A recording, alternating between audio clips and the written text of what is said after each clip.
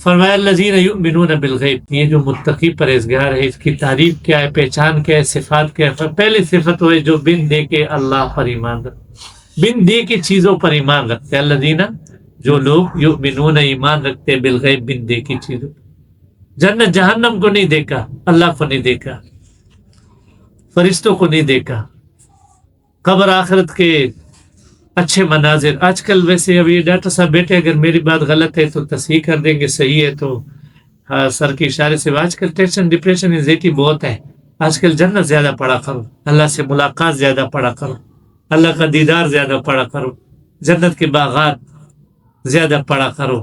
یہ جو سورہ رحمان کا آخری رکوع نہیں ہے، جس کو ٹینشن ڈپریشن انزائٹی ہو، یہ آخری رکوع پڑھا کریں، وَلِمَنْ خَافَ مَقَامَ رَبِّهِ جَنَّتَانِ فَبِأَيِّ آلَاءِ رَبِّكُمَا تُكَذِّبَانِ ذَوَاتَا أَفْنَانٍ۔ اور وہ پوری سورہ واقعہ کا نا وہ پہلا رکوع۔ تو یہ مقربین کو کیا ملے گا؟ پھر دعا کرے اللہ اپنے فضل سے مقربین میں شامل کر۔ پھر فرمایا وَيُقِيمُونَ الصَّلَاةَ، جو نماز قائم کرتے ہیں۔ تو یہ جو ہمارے بھائی موبائل دیکھ رہے ہیں نا، السلام علیکم، ایسے گزارش ہے کہ موبائل بعد میں دیکھیں، تھوڑا سا خوش طبی کر رہا ہوں، ماشاءاللہ اچھے نوجوان ہیں۔ جو جوانی میں اللہ کی عبادت کرے گا، اللہ 50,000 سال تک اس کا سایہ دیں گے۔ کتنا؟ 50,000 سال ہے۔ 50,000 سال کتنے ہوتے؟ 500 صدیاں، 500 صدیاں۔ تو اس لیے یہ جو نوجوان ہے یہ بڑی قیمتی ہے۔ ہم تو اب یہ داڑھی سفید ہے لیکن یہ برون میڈیم برون اولیویا کلر نمبر 3 ہے، تو اس لیے ہم لوگ تو بس جا رہے ہیں۔ مدینہ منورہ میں جس کی 40 سال عمر ہو جاتی ہے نا، ہمارے قرآن میں لکھا حتی اذا بلغ اشدہ وبلغ 40 سنۃ، قرآن کی ایک آیت کا جملہ ہے۔ تو اللہ فرماتے ہیں کہ جب اس کی عمر سعادت مندوں کی عمر 40 سال کو پہنچ جاتی ہے، پھر وہ ایک دعا کرتے رب اوزعنی ان اشکر نعمتک، وہ لمبی دعا ہے، مولانا سکھائیں گے آپ کو۔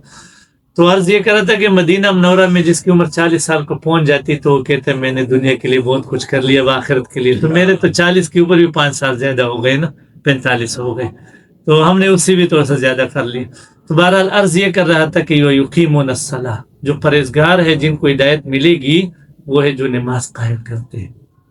اور نماز کے قیام میں یہ شرط ہے کہ فرائض واجبات سنت کے مطابق نماز پڑھے۔ فرائض واجبات کا اہتمام کرتے ہوئے سنت کے مطابق جو نماز پڑھے گا، مفسدات مکروہات سے بچتے ہوئے نماز قائم کرنے والا ہے۔ یہ کیسے حاصل ہوگا؟ خیر اللہ حاصل کر دیں گے انشاءاللہ، ایک ہی سبب ہے، ایک ہی حل ہے۔ تو اللہ پاک ہمیں بس یہ دعا زیادہ کر اللہ قبول فرمائے، اللہ قبولیت عطا فرمائے۔